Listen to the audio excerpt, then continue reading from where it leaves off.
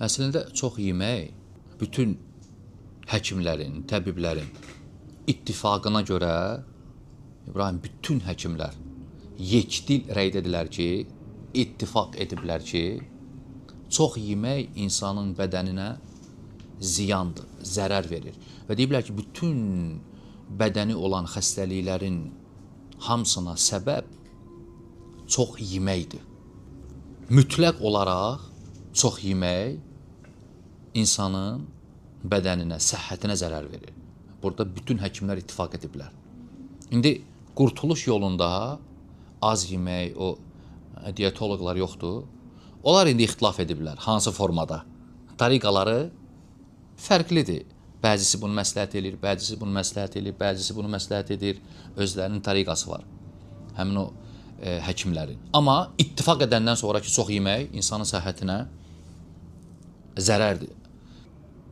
İbn Seymin danışır, Allah rəhmət eləsin. Deyir ki, Amerikalı bir həkim var idi, təbib.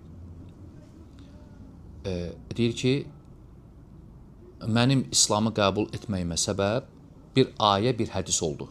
Təsəvvür elə İbrahim. Amerikalı həkimdir. Müsəlman deyil. Müsəlman olub, təslim olub, İslam'a daxil olub. Deyir, bir ayə səbəb oldu, bir hədis. Deyirlər, hansı hədisdir? Deyir, belə bir hədis var, səhih hədisdir. Peyğəmbər sallallahu aleyhi və səlləm deyir ki, Adəm övladı qarnı kimi ikinci bir şər qabı doldurmayıb.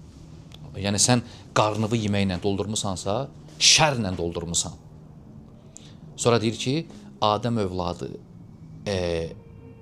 övladının belini dik saxlayana qədər, dikələnə qədər yeməsi onun üçün kifayətdir.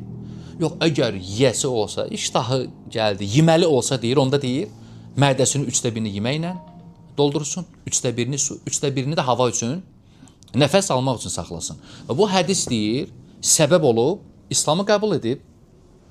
Deyir ki, bu bütün tibbin üsuludur deyir.